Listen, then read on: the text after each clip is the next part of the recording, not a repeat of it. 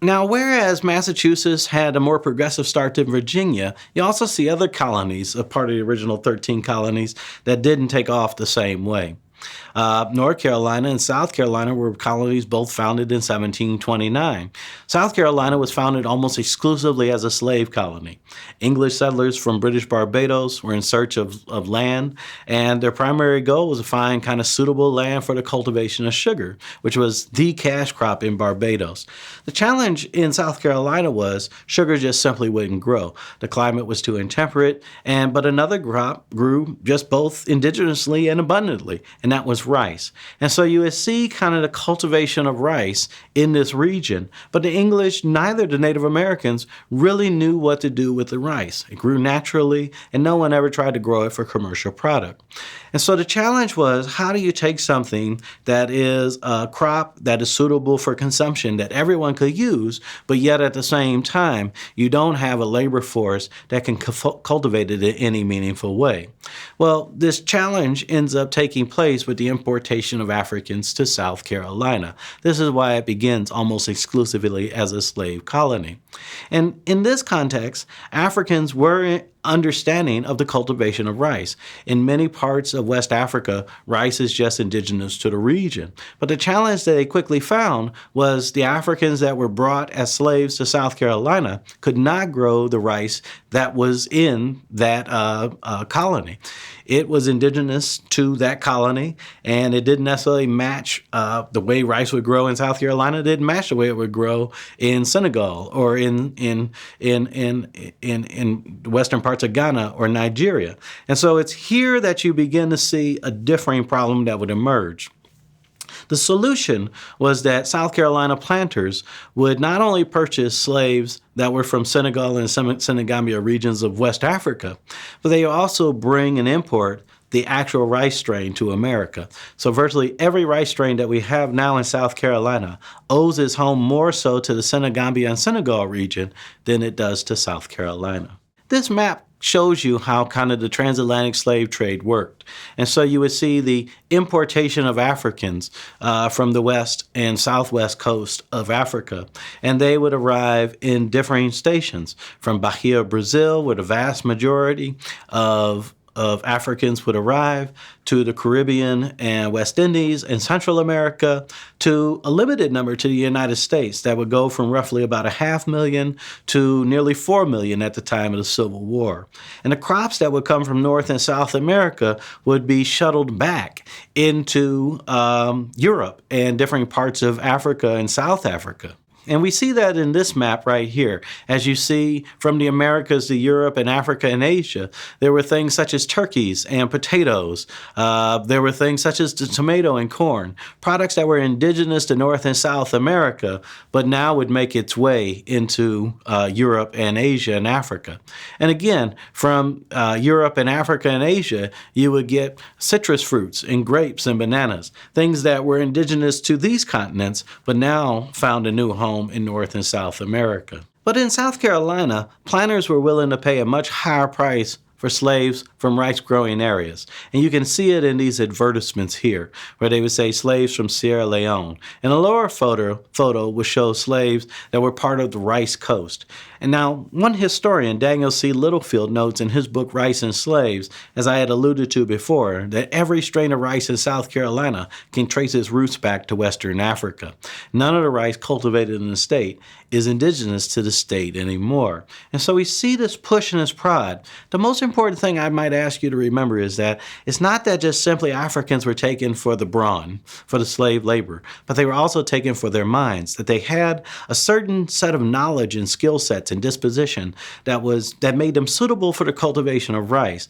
And though they didn't necessarily want to be enslaved, clearly they wanted their freedom no different than anyone else. They had an understanding of the way the world worked that unfortunately suited them for this scenario within the system of slavery in the United States. So you might be asking, why do I give such an extensive overview and introduction of Africans to the Carolinas? Because the overview provides some context for some of the excerpts that I really want you to think about as it relates to education and its development in these two colonies.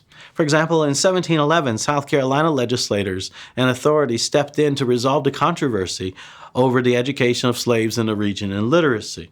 And it's here, this excerpt is essentially talking about if a slave is baptized, or if they read, if they're Catholic and they read from the catechism, would this person be free by law?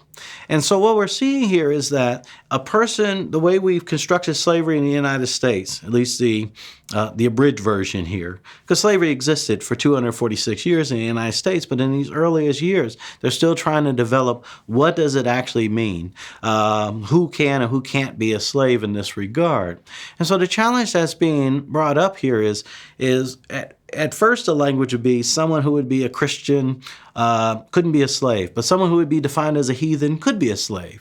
And someone who would be seen as of African descent would be defined as a slave. But someone who was not of African descent could not be defined as a slave. So here in this earliest context, if a person reads from the Bible or they take an oath that they would in Catholicism to honor God in this regard, could that person still be enslaved? But here in 1711, South Carolina had already answered that question, that no slave owner would ever have to worry about their property rights being lost if a slave ever took on the attributes of a free citizen. So here you begin to see this shift from a religious component for the enslavement of a person to a racialized component of a person who would be enslaved. And even that would turn into hereditary slavery, that any person born through the mother line of a person who's enslaved, their children, her offspring, would be slaves as well. And so you see this push and prod as to not only evolution of public education in the United States, but even evolution of slavery and how it's now playing a central role within whether one could or could not become educated in the United States. So this question again becomes even more real in 1719, and this time in North Carolina. So these twin colonies, right? Both of them, have their origin at roughly the same date. You see this push as to whether Africans and African Americans could become free citizens if they converted to Christianity and if they read from things like the Bible or some other form of catechism. And so here you begin to see this push and this challenge as to how this early settlement would play itself out.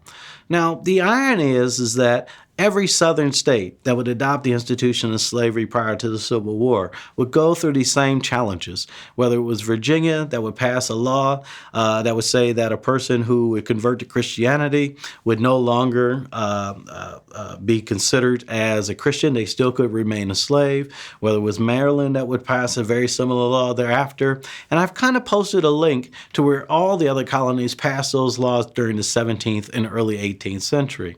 The amazing thing is, what we're seeing is not only the development of a nation, we're also seeing the development of African-American culture in itself, what it means to be distinctly of the Americas, but of African descent, and how there are laws that are being shaped that are forcing them toward one particular station, that toward the path of slavery, even though the individuals themselves are fighting against that, and they're asking certain questions. They're trying to become literate to ensure that they can remain free citizens of this country. Now, unlike North Carolina and South Carolina, Virginia, Pennsylvania also had a very similar path to Massachusetts.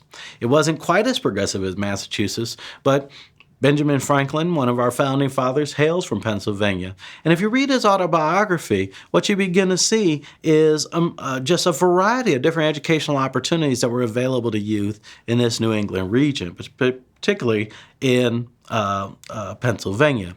Now, Franklin had spent a little time learning at the Boston Latin School. Again, this was the first secondary school that we would have in the United States. It was one of the only few in that time period. There he learned bookkeeping. He was also given to the church as a tithe, a taxable income. His father said he might make a good young minister one day. Franklin thought otherwise, to kind of encourage him to become a clergyman.